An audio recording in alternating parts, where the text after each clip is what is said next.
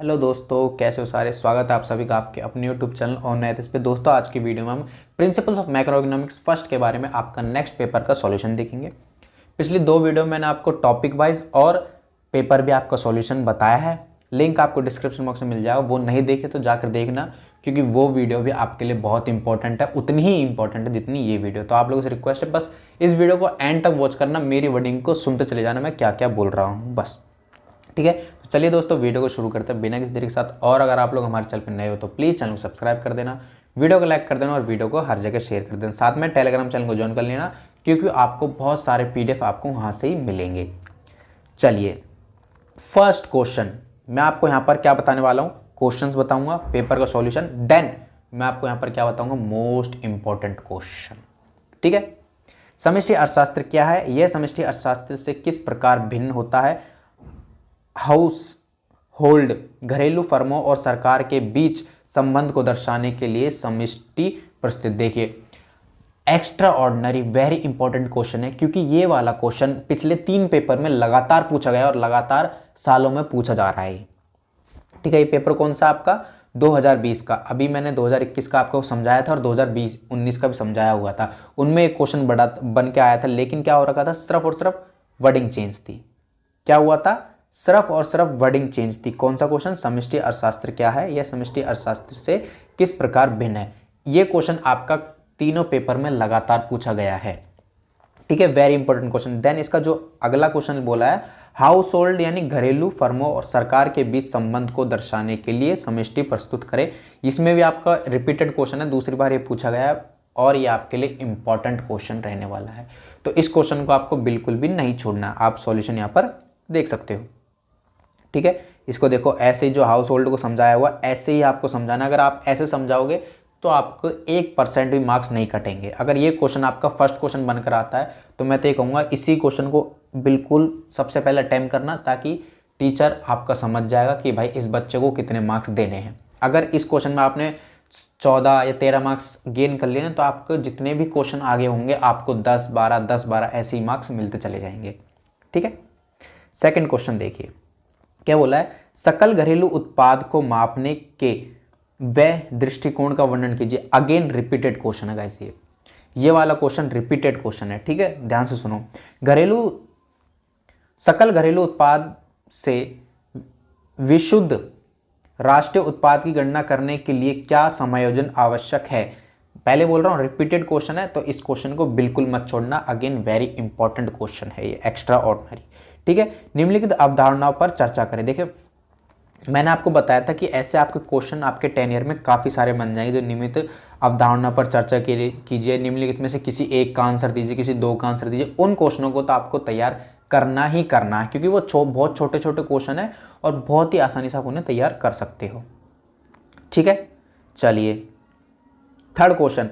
मैंने ना पिछली वीडियो में आपको बताया था कि आपका न्यूमेरिकल वाला एक क्वेश्चन त्रिक्षेत्रीय अर्थव्यवस्था, द्विक्षेत्रीय अर्थव्यवस्था, चतुर्क्षेत्रीय अर्थव्यवस्था में से पूछा जरूर जाएगा, और वैसे ही यहां पर हुआ है। देखिए क्या बोला है, त्रिक्षेत्रीय अर्थव्यवस्था की कुल आय 150 बिलियन है तथा उपभोग कीमत सिद्धांत प्रवृत्ति इतनी है। इस अर्थव्यवस्था को कुल आय का 100% की वृद्धि के लिए एक बार में निवेश करने की कितनी आवश्यकता है। मैंने पहले बताया था ये क्वेश्चन आपका या तो 7.5 मार्क्स का पूछा जाएगा या फिर आपका 15 मार्क्स का पूछा जाएगा, लेकिन यहाँ पर मिक्स कर दिया गया है। द्विक्षेत्रीय अर्थव्यवस्था में आपका न्यूमेरिकल पूछ लिया है, लेकिन द्विक्षेत्रीय, त्रिक्षेत्रीय और चतुर्क्षेत्रीय अर्थव्यवस्था और आपका एक अलग से 15 मार्क्स का न्यूमेरिकल जरूर पूछा जाएगा, ये मेरी गारंटी है आप लोगों से। ठीक है, वेरी इंपॉर्टेंट क्वेश्चन। समग्र उपभोग के मुख्य निर्धारक क्या है, वर्णन कीजिए। इस क्वेश्चन को आप सिर्फ ऊपर से पढ़ सकते हो, बाकी तो क्वेश्चन पढ़ना ही पढ़ना है। ठीक है, इतना ज़्यादा इंपॉर्टेंट नहीं है आपका क्वेश्चन। चलिए इसका सॉल्यूशन या आपके कैसे सॉल्यूशन हो रखे, इनमें फॉर्मूले लगेंगे। क्या फॉर्मूले लगेंगे, मैं आपको स्पेशल वीडियो बनाऊंगा, तब तक आप सिर्फ थ्योरी पर ध्यान दें। ये तो आपका 15 मार्क्स का फिक्स है, आएगा ही आएगा। बाकी आप अपने 50 नंबर पे ध्यान दीजिए, बाकी आप अपने 60 नंबर पे ध्यान दीजिए। 15 मार्क्स का तो ये पक्का है।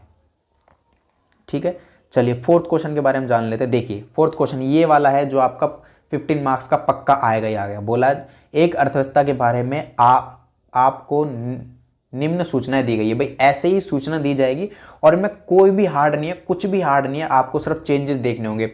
असंतुलन में आ में क्या बोला है कि संतुलन में बचत का स्तर क्या होगा, भाई बताइए। और यदि किसी कारण में उत्पादन 800 करोड़ रुपए के स्तर तक था तो भाई 800 करोड़ बना के दिखाओ। पहले यहाँ पर 100 करोड़ होगा, फिर उसको 800 करोड़ बना के दिखाओ, भाई उससे क्या सॉल्यूशन निकलता है। तो ऐसे आपको सॉल्यूशन बतानी है। सॉल्यूशन कैसे बतानी है मैं आपको नेक्स्ट वीडियो में, ये जो भी आपकी प्रैक्टिकल वीडियो होगी उसमें मैं ज़रूर बताऊंगा, आप लोगों को सारा कन्फ्यूजन दूर हो जाएगी। ठीक है, तो ये जो आपका फोर्थ क्वेश्चन है ये आपका फिक्स्ड पैटर्न का है, फिक्स्ड क्वेश्चन रहने वाला है, 15 मार्क्स आपके पक्के हैं। तो मैंने जितने भी आपको क्वेश्चन पेपर्स प्रोवाइड करवाए हैं उनमें जितने भी ऐसे क्वेश्चन है न्यूमेरिकल, सबको सॉल्व कर लेना प्लीज, सबको सॉल्व कर लेना। ठीक है, चलिए फिफ्थ क्वेश्चन के ऊपर मूव कर लेते हैं। फिफ्थ क्वेश्चन क्या बोला है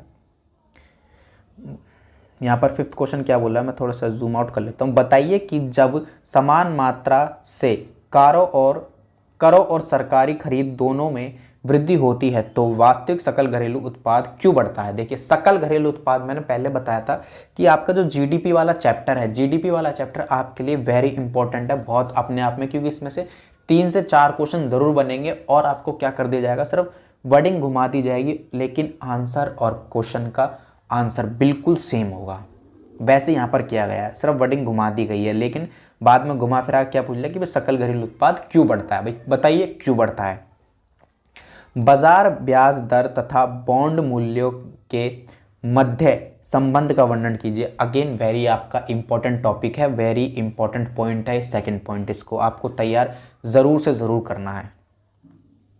सिक्स्थ क्वेश्चन के ऊपर मूव करते क्या बोला है, सिद्ध कीजिए कि खुला अर्थव्यवस्था गुणक उपभोग की सीमांत प्रवृत्ति तथा निवेश की सीमांत प्रवृत्ति के योग के विक्रम क्यों होता है। मैंने पहले बताया था कि आपका गुणक और उपभोग प्रवृत्ति के जितने भी टॉपिक है, यानी सीमांत उपभोग, उसमें क्या अंतर है, क्या फलाना ठिकाना, सब ये आपके लिए अगेन बहुत इंपॉर्टेंट रहने वाले हैं, क्योंकि इसमें से एक तो गुणक का क्वेश्चन आपका पक्का बनता है और एक आपका उपभोग सीमांत प्रवृत्ति में अंतर, डिफरेंस, विशेषताएं, क्या क्या अंतर हो सकते हैं, ये आपका जरूर बनकर तैयार होता है।